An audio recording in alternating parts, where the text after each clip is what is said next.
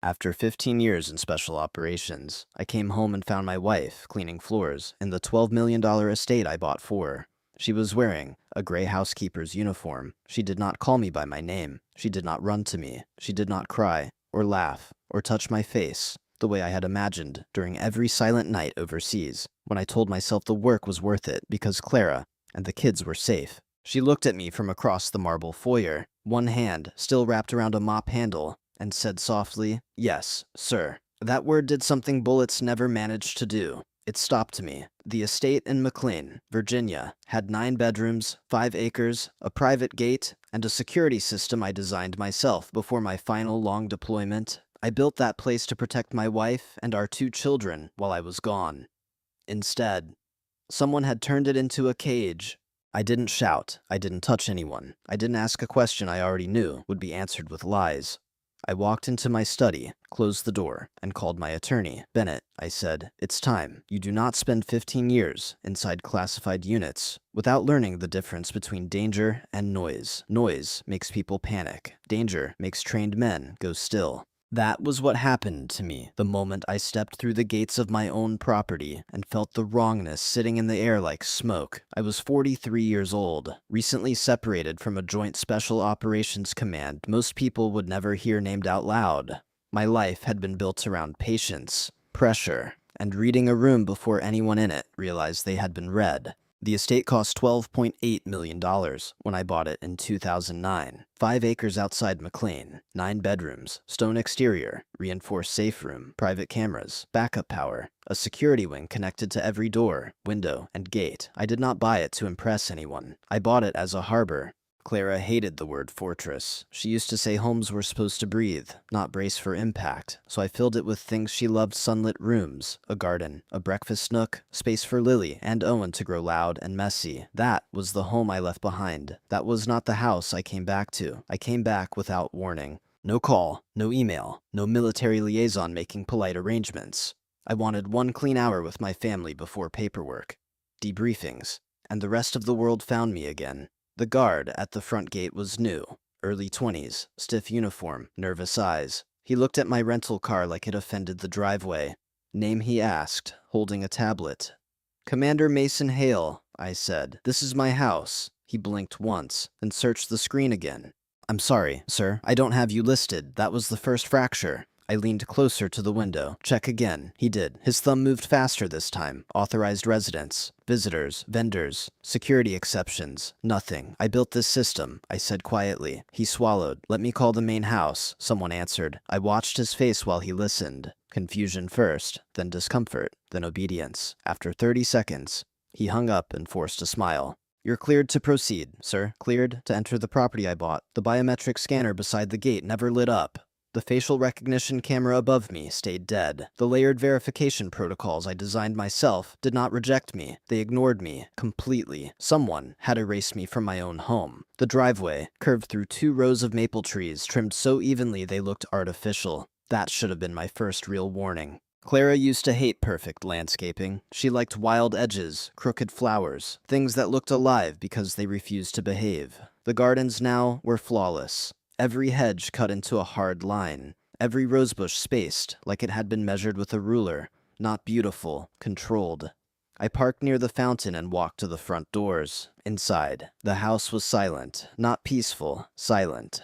The marble floors shined so brightly, I could see the ceiling reflected beneath my boots. The air smelled faintly of lemon polish and expensive candles. There were no sneakers by the stairs, no school bags dropped in a corner, no half-finished homework on the kitchen island, no family photos. That hit me harder than the security system. The hallway where Clara once hung pictures of Lily missing her 2 front teeth and Owen covered in birthday cake was bare, not redecorated, stripped, like someone had removed proof that we had ever lived there. Money was everywhere. Life was nowhere. I stood in the foyer of a $12 million house and realized it felt less like a home than any bunker I had ever slept in overseas. Then I heard the mop. The sound came from the east hallway. Soft water against marble, the faint scrape of a mop being pulled in careful lines. Slow, repeated, mechanical. A woman stepped into view, wearing a gray cleaning uniform with white trim at the collar. Her hair was pulled back so tightly it changed the shape of her face. Her eyes were down. Her shoulders were rounded inward, like she had learned to make her body take up less space. For 3 seconds, I did not understand what I was seeing. Then my chest went cold. "Clara," I said. She froze.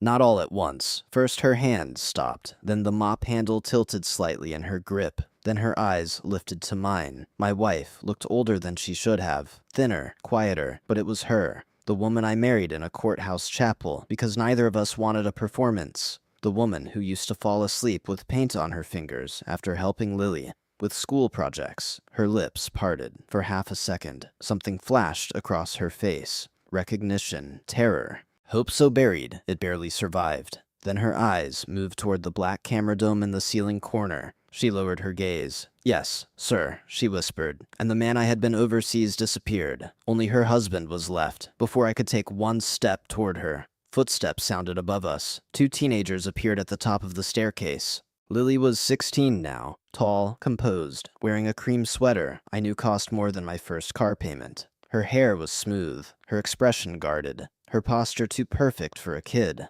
Owen was 14, broader than the boy I remembered, holding his phone like it mattered more than the room he was standing in. For 1 second, I saw my children, then I saw what had been done to them. "Dad," Lily said, but there was no joy in it, only alarm. "You weren't supposed to come today." Owen barely looked up. Clara's hand tightened around the mop. I turned slowly. "I wasn't supposed to come to my own house." Lily's mouth pressed into a line, like she had heard that sentence before and been trained to dislike it. Owen glanced at Clara, not at his mother, at Clara. "She's working," he muttered. "She's not supposed to talk to guests." The word guests landed almost as hard as sir. Clara dropped her eyes immediately. My son had just called his own father a guest and treated his mother like staff. I did not raise my voice, because right then I understood. My children were not cruel. They had been taught. I walked past them without another word. Not because I had nothing to say, because I had too much. There are moments when anger feels useful, like a weapon in your hand. This was not one of those moments. If I shouted, whoever had done this would learn what I knew. If I grabbed Clara and dragged her out of that house, I might give them exactly the story they wanted. Unstable soldier returns from classified work and creates a domestic disturbance. So I went to the study, my study. The room still had my walnut desk, my leather chair, my locked map cabinet. But even there, something felt staged. The books were arranged by color instead of use. My deployment photos were gone. The small clay paperweight Owen made when he was 6 had vanished from the shelf. I closed the door and pulled out my phone. Bennett Cross answered on the second ring. "Mason." "I'm standing in my house," I said, keeping my voice level. "My wife just called me sir. My children think she works here. Someone erased me from the security system." Silence. Then Bennett's voice changed. "I'm starting the process now. Do not confront anyone yet. Document everything. Time, place, names, cameras, witnesses, everything." I looked toward the door, understood. That was how the war started. Not with a shout, with a record. For the next 2 hours, I watched. That was harder than fighting. Fighting gives your body something to do. Watching forces you to absorb every detail without changing the room. Bennett needed evidence, and I gave it to him, the way I had once given coordinates clean, precise, without emotion in the transmission. Clara cleaned the kitchen counters twice, though they were already spotless. She organized glass jars in the pantry by label position. She folded towels in the laundry room with hands that moved too quickly, like hesitation had been punished out of her. Lily walked in from the pool entrance, dropped a damp towel on the floor, and did not slow down. "Pick that up," she said. Clara bent immediately. No pause, no protest, no wounded look, just obedience. Owen came in 20 minutes later, opened the refrigerator, and frowned. "Why is there no blood orange sparkling water? I'll bring some from storage." "Sir," Clara said. "Sir, my 14-year-old son, called sir by the woman who gave birth to him. I wrote it down with the time. 2:18 p.m. Clara crossed the hall carrying a basket of folded clothes. Lily brushed past her without saying thank you, and Clara stepped aside like furniture being moved out of the way. My mother arrived at 3:07 p.m. in a black Mercedes GLS with diplomatic plates she had no reason to own. Vivian Hale had always understood the value of an entrance. 66 years old, former state attorney, pearl earrings, silver hair pinned back. The kind of woman who could insult you so politely, you thanked her before realizing you had been cut open. She stepped out carrying 2 boutique shopping bags and walked into my house like she was returning to a board meeting she chaired. Clara was in the kitchen preparing coffee. My mother did not look at her. "Mason," she said when she saw me, "you should have told us you were coming. I didn't know I needed an appointment." Her smile did not move her eyes. "Don't be dramatic. I simply meant the children do better with routine. Where's Clara?" A pause. Small, controlled, deliberate. "She's occupied with what." Vivian removed her gloves finger by finger. "Household responsibilities. She's my wife." "She has a role here," my mother said, "one that has helped maintain stability." Clara set a cup down too quickly. Porcelain clicked against stone. I heard it, so did Vivian. "Careful," my mother said without turning around. Clara's shoulders tightened. That one word told me more than any confession could have. This was not neglect. This was command structure, and my mother had placed herself at the top of it. "Study," I said. Vivian smiled. "As you wish." The study door closed behind us with a quiet click. My mother walked around the desk and sat in my chair. I let her. Some people reveal more when they believe the room still belongs to them. "What did you do?" I asked. Vivian crossed one leg over the other. "I managed a crisis you were not here to manage. Try again." Her expression cooled. "Clara became unstable after the notification." "What notification?" "The one informing her you were presumed dead." The words hit, but I did not move. "You told my wife I was dead. I told her what was necessary to preserve order." "Order." "Yes, Mason, order." The children were confused. The accounts were vulnerable. Clara was emotional, erratic, ungrateful for the protection this family provided. "This family, the Hale name," she said. "The trust, the estate, the structure you put in place. Because deep down, you knew she could not handle responsibility alone." I stepped closer to the desk. "I put that trust in place, so Clara and my children would be protected if I didn't come home. And they were protected. She's mopping floors in her own house. She needed to earn her place after what she did." "What she did?" Vivian looked almost bored. "There were financial irregularities." "You mean accusations?" "I mean leverage," she said, then realized too late she had chosen the honest word. The room went still. I leaned both hands on the desk. "That is her home." Vivian smiled faintly. "The estate belongs to the Hale Family Continuity Trust. In your absence, the trustee controls residential decisions, and that trustee is you." "Correct." I nodded once, not because I accepted it, because now I knew exactly where to cut. I found Clara in the laundry room, folding white towels into identical thirds. There was a camera in the upper corner. She glanced at it before she looked at me. That told me where not to talk. "Come outside," I said quietly. "I have work. You have a husband." Her hands stopped for a moment. I thought she might break right there between the dryer and the cabinet full of detergent. Instead, she nodded once and followed me through the side doors into the garden, past the clipped hedges, to the old stone bench beneath the willow tree. No cameras there. "Clara had checked before sitting. They told me you were dead," she whispered. I sat beside her, leaving enough space that she could choose whether to close it. My mother, Clara, nodded. She said the mission went wrong, that the government couldn't release details, that if I fought her, I'd lose the children too. Her voice thinned. She said I was unstable, that grief made me dangerous. Then papers appeared, bank withdrawals I didn't make, a theft report, statements saying I had misused household funds. "Did you sign anything?" "So much," she said. "I was exhausted, scared. They kept saying if I cooperated, the police wouldn't be involved. If I behaved, I could stay near Lily and Owen." She looked at the house. "Near them, Mason. Not with them. Near them. How long?"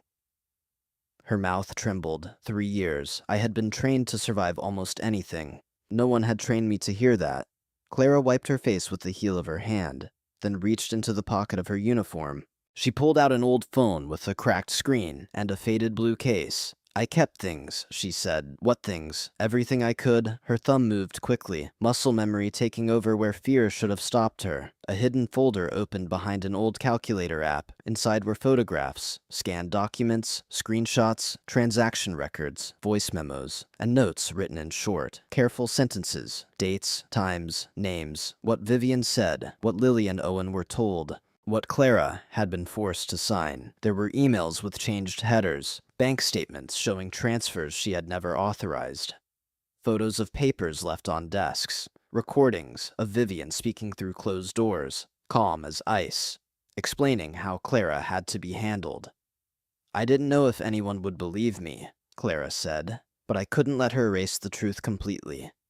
I looked at the files, then at my wife, not weak, not broken, buried alive and still marking the walls. You did good, I said. Her face collapsed. I took the phone carefully, like it was evidence from a battlefield. You did exactly right, for the first time since I walked in. Clara cried like someone who believed she might survive. I sent everything to Bennett from the garden. Every file, every photograph, every recording, every document Clara had hidden inside that cracked phone, while everyone in the house treated her like she no longer counted. Bennett called back 24 minutes later. His voice had lost all softness. Mason, this is not just a family court issue. I know. No, he said, listen to me. This is criminal exposure, fraud, possible identity theft, coercion, fabricated reporting, financial exploitation of a trust, psychological abuse of minors, depending on how confinement was enforced, potentially unlawful restraint. I looked through the glass doors at Clara sitting alone at the kitchen island, hands wrapped around a cup she was not drinking from. What do we do tonight? You document everything still in the house. Tomorrow morning, I file emergency motions removal of Vivian as trustee, temporary custody protections, restraining orders, account freezes, and a request for immediate judicial review. I'm also contacting the Commonwealth's attorney.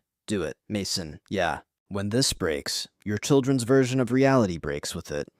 I watched Owen walk past Clara without seeing her. Then we rebuild it with the truth. Bennett was quiet for a second. Good. Start taking photos. So I did, room by room, lie by lie. The next morning, I asked Lily and Owen to sit with me in the breakfast room. They looked irritated, not frightened. That hurt in a different way. Fright would have meant they understood something was wrong. Irritation meant this had become normal. We need to talk about your mother, I said.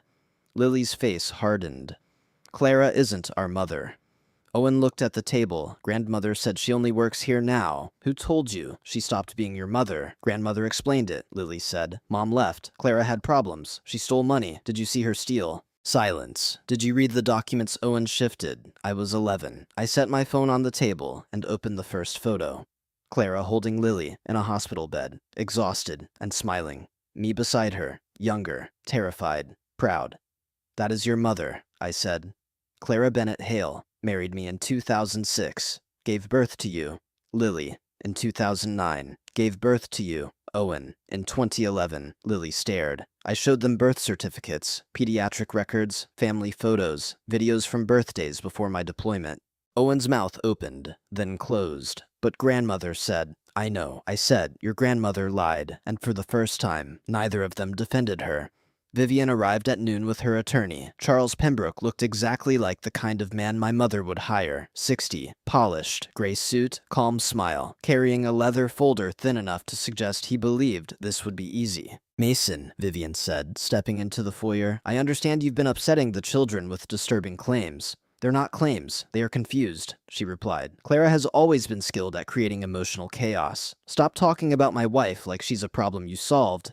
Pembroke lifted one hand. Commander Hale, I'm sure this can be handled privately. The front door opened behind them. Bennett Cross walked in, carrying a black briefcase. No, he said, it can't. Vivian's smile faded. Bennett handed documents to Pembroke first, then to my mother. Emergency motions filed this morning in Fairfax County Circuit Court.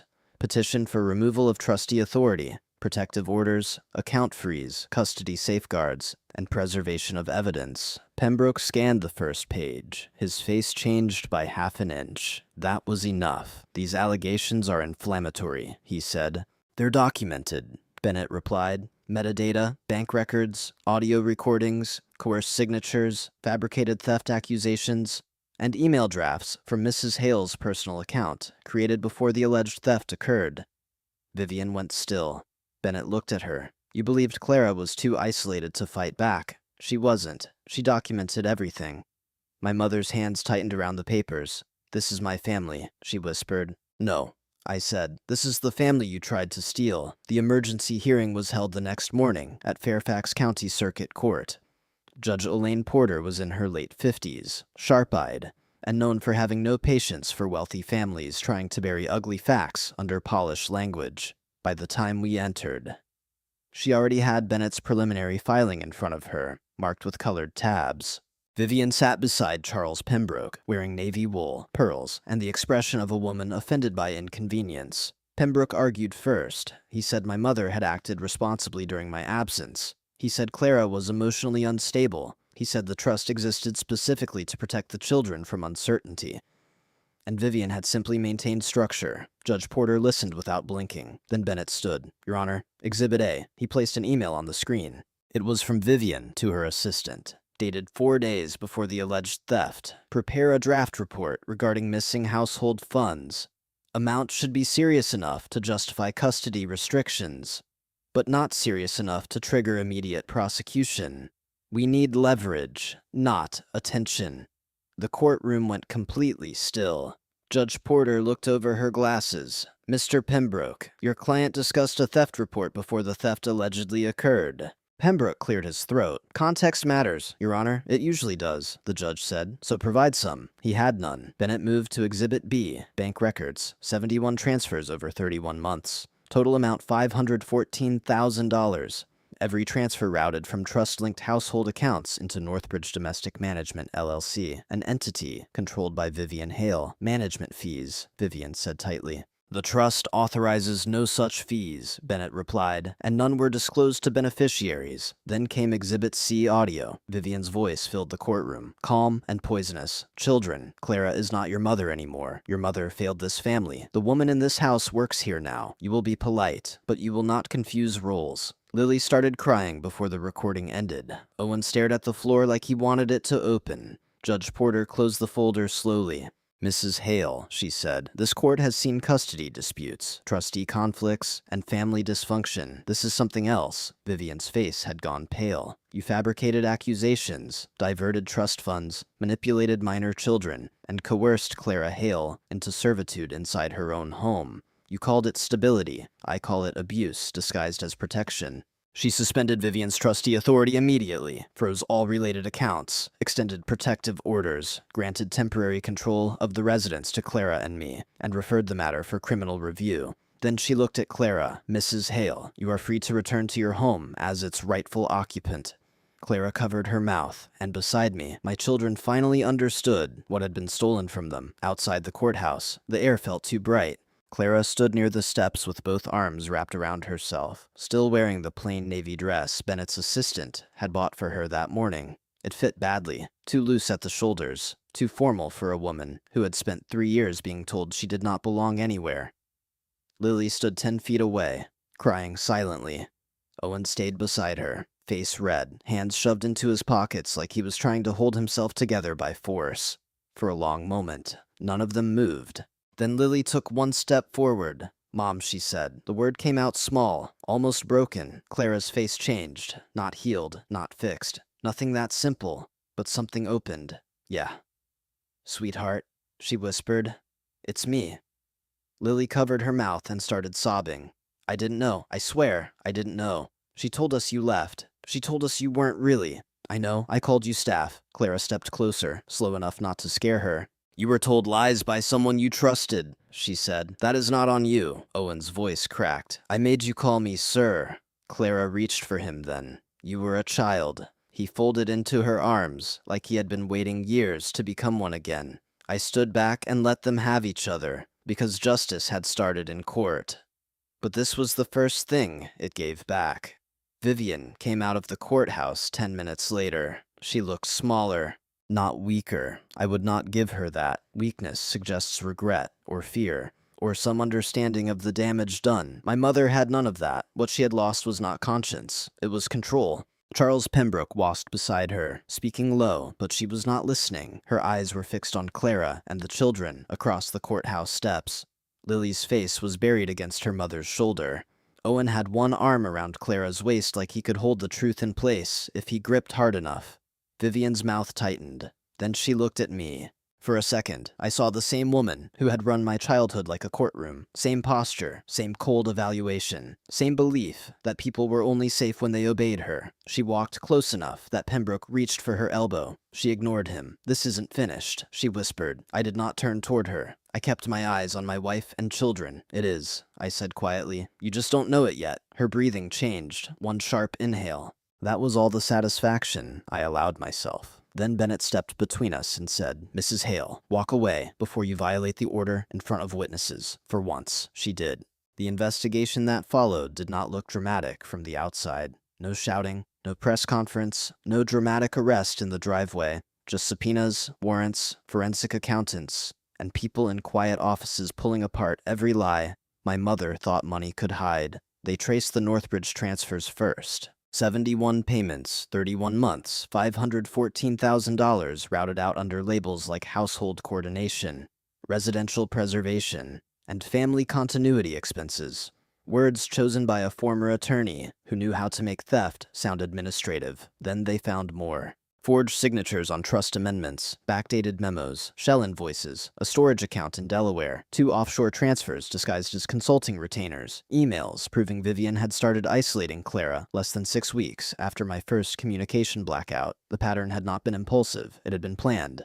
The Commonwealth's attorney filed charges 3 weeks after the hearing fraud, grand larceny, false reporting, custodial interference, and financial exploitation tied to the trust. Pembroke called Bennett twice, asking for a civil settlement. The second message included the phrase "for the good of the family." Bennett played it for me over speakerphone. I laughed once, not because it was funny, because after everything Vivian had done, they still thought family was a word they could use as camouflage. Bennett sent back 2 words, too late. The trial lasted 6 days, not because the facts were complicated, because Vivian's defense needed time to turn cruelty into concern, theft into management, and psychological abuse into difficult family decisions made during an uncertain deployment. It did not work. Clara testified on the second day. She spoke quietly, hands folded in her lap, voice shaking only once when the prosecutor asked why she stayed. Because they told me if I behaved, I could stay near my children. Lily cried in the gallery. Owen stared straight ahead, jaw clenched, tears running down his face without sound. The forensic accountant testified for almost 4 hours. Transfer by transfer, signature by signature, every dollar, every date, every account Vivian thought was buried beneath language only lawyers used. Then the recordings played. Vivian's own voice did what no prosecutor could have done better. It convicted her in the room before the jury ever left it. They deliberated for 3 hours and 12 minutes. Guilty on all counts: fraud, grand larceny, false reporting, custodial interference, financial exploitation. Sentencing was set for 2 months later. Vivian did not look at Clara when the verdict was read. She looked at me, still blaming the person who stopped her instead of the woman she destroyed. I looked back once, then I turned away. That was the first time she truly lost. 6 months after I first drove through that gate, the house sounded alive again. Not perfect. Alive. There is a difference. A basketball hit the backboard behind the garden wall. Owen shouted something about a foul. Lily laughed so hard she had to sit down on the edge of the court. Their therapist called laughter without fear a good sign. I just called it something I had missed, without knowing if I would ever hear again. Clara sat beside me, beneath the willow tree, barefoot in the grass, a mug of coffee untouched between both hands. She still checked corners sometimes, still went quiet when someone entered a room too quickly, still apologized for things no one had asked her to do. Healing did not arrive like a movie ending. It came in small corrections. Clara leaving a dish in the sink, Lily saying "Mom" without flinching, Owen carrying his own laundry upstairs because he wanted to, not because guilt made him perform. "I never thought we'd get here," Clara said, where she looked at the house, home. I followed her eyes to the windows, the garden, the room slowly filling again with photos, noise, and ordinary mess. "What made you know?" she asked. "That first day I reached for her hand. You called me sir," I said, "and that word didn't belong in your mouth." She smiled. This time, it stayed. Sentencing happened in late September. Vivian received 4 years, with eligibility for review after 30 months. Minimum security, Bennett said, if she behaved. That word again, behaved. It sounded different when applied to someone who had spent years using it as a leash around other people's throats. She wrote 1 letter before she was transferred. I did not open it. Bennett read enough to tell me it contained no apology. Just explanation, context, sacrifice, a long, elegant arrangement of words, designed to make control look like love. I told him to keep it in the file, not because I wanted to remember, because I no longer needed to carry it.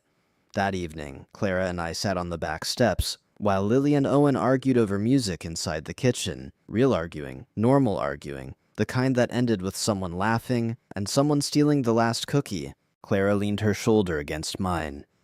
"Does it still bother you?" she asked. I watched light spill through the windows of the house I had once built as protection and later had to reclaim as home.